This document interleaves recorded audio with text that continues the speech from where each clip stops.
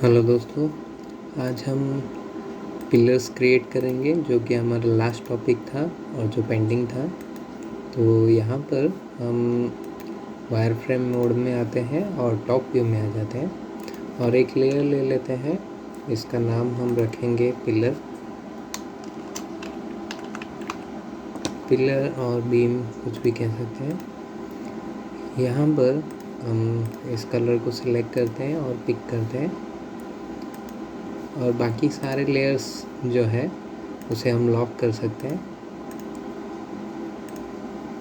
इसमें सबसे पहले हम क्या करेंगे, 1.5 feet 1 feet 6 inch tab 2 feet का एक बॉक्स ले लेंगे और इसको हम कॉपी कर देंगे और बाजू में इसे रोटेट कर देंगे। ओके, तो इसमें बहुत ही सिंपल सा केस है। इसमें मैं रैंडमली रख रहा हूँ। एक्चुअल में ये जो चीज़ होती है, जो सिविल इंजीनियर्स होते हैं वो डिसाइड करते हैं कि हमें पिलर्स कहाँ कहाँ रखनी चाहिए। तो मैं बेसिकली मेरे हिसाब से थोड़ा बहुत मैनेज करके क्रिएट कर दे रहा हूँ, बट एक्चुअली जो बिल्डिंग के जो स्ट्रेंथ वगैरह है उसके बेस पे नियर अबाउट 10-12 फीट के डिस्टेंस में पिलर्स को रखे जाते हैं और डिपेंड भी करता है कि वो कितना थिकनेस है और किस हिसाब से इसे रखना है। बट मैं रैंडमली रख रहा हूँ ताकि हम इसमें अपने हिसाब से आगे की ओर मैनेज कर सकें। हमें जस्ट शो करना है क्योंकि ये 3D विजुअलाइजेशन पर्पस के लिए हम जस्ट क्रिएट कर रहे हैं। बट रियली मैं रिकमेंड करूँगा कि जो सिविल इंजीनियर्स होते हैं उनके रिकमेंड के बेस पर ही क्रिएट किया जाए। ओके, तो यहाँ पर भी एक रख देता हूँ और एक नियर ओके इतना ठीक है। यहाँ पर भी एक रखना हो तो रख देता हूँ।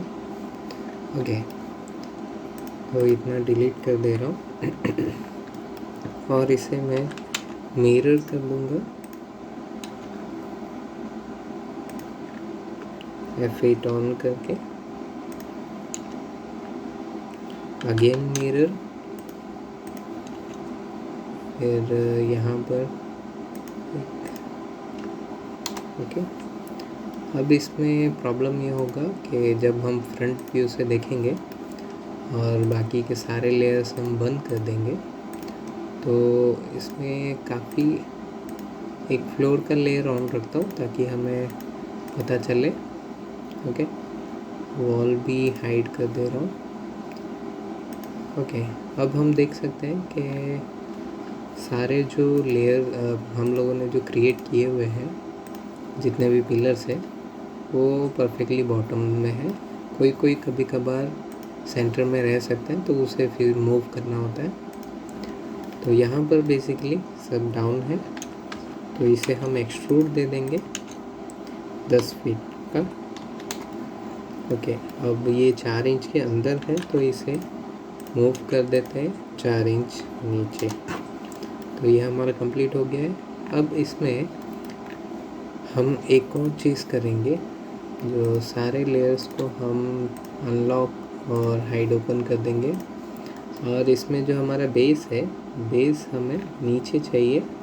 तो इसलिए 10 फीट 4 इंच जो डायग्राम है इसे ओवरऑल पूरा सिलेक्ट करके मूव कर देते हैं। एक्चुअली मैं 8 इंच ले लेता हूँ, 10 फीट 8 इंच।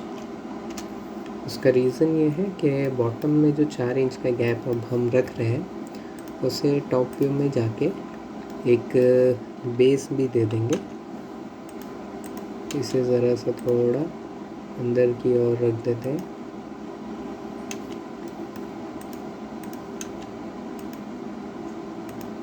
ओके, अब फिर से एक बार फ्रंट व्यू चेक करते हैं कि सब बराबर है।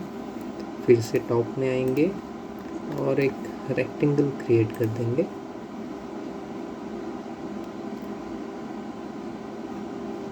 नियरली इतने डिस्टेंस के हिसाब से यहाँ से लेकर यहाँ तक। ओके, और इसे आइसोमेट्री में जाके एक्सट्रूड करेंगे 4 इंच, और ये सबसे ऊपर है तो इसे हम नीचे लेकर जाएंगे 62 फीट पहले देते हैं, फिर हम देखेंगे कि ये कहाँ तक पहुँचा है फ्रंट व्यू में जाकर। कि यहाँ पर अगर पता नहीं चल रहा है तो एक बार हम टॉप में जाते हैं, फिर आइसोमेट्री में, और यहाँ पर हम देख सकते हैं कि ये इस फ्लोर पे है, यानी कि 20 फीट 8 इंच के करीब हमें इसे मूव करना है। तो सबसे पहले सिलेक्ट मूव 20 फीट और 8 इंच। ओके, अब इसे फ्रंट व्यू में फिर से देख लेते हैं। ओके, परफेक्टली यहाँ पर बेस बैठ गया है। अगर हम चाहें तो इसे थोड़ा सा वाइड भी कर सकते हैं, बट आई थिंक इतना अभी फ़िलहाल के लिए ठीक है।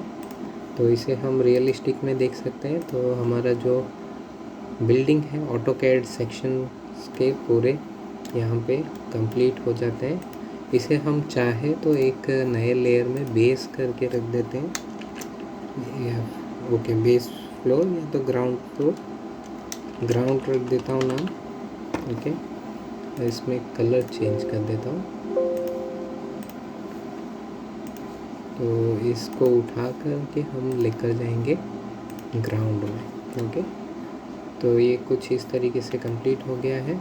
अब एक माइनर चीज़ बाकी है, वो है लिफ्ट और स्टेयरकेस जो है वो हमें बॉटम की ओर एक कॉपी रखना होगा, क्योंकि ग्राउंड फ्लोर में अब कुछ है नहीं। तो सारे लेयर्स को पहले तो हम हाइड कर देते हैं, फिर आते हैं हम लिफ्ट में और railings, then stairs, 3D stairs. Okay, तो इतनी चीज़ों को हमें कॉपी करना है।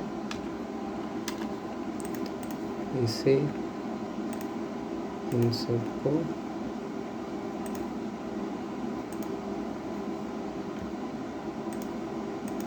ओके, फाइनली इतना जो है हमें नीचे की ओर कॉपी करना है। वैल्यू दे देंगे 10 फीट 4 इंच।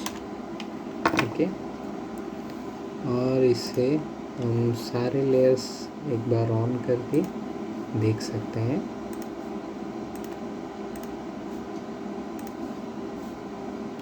वायर फ्रेम में चेक करना हो तो वायर फ्रेम में भी चेक कर सकते हैं, परफेक्टली सेट है। रियलिस्टिक में देख लेते हैं।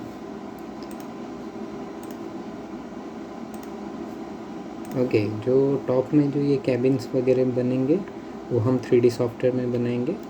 तो ऑटोकैड में अब तक के लिए इतना है रखेंगे। नेक्स्ट हम आई होप कि ब्लेंडर में मैं बनाऊँ, तो देखते हैं। नेक्स्ट हम ब्लेंडर या तो 3ds Max किसी में भी 3D को प्रोसीड करेंगे। और ये अब तक के लिए अगर किसी को डाउट हो तो कमेंट सेक्शन में वो लिख सकता है, तो उसके बेस पे मैं वीडियोस क्रिएट कर दूंगा, और टूल्स और मेन्यूज़ वगैरह भी बीच बीच में और भी वीडियोस बना के बताऊंगा। तब तक के लिए good bye and take care.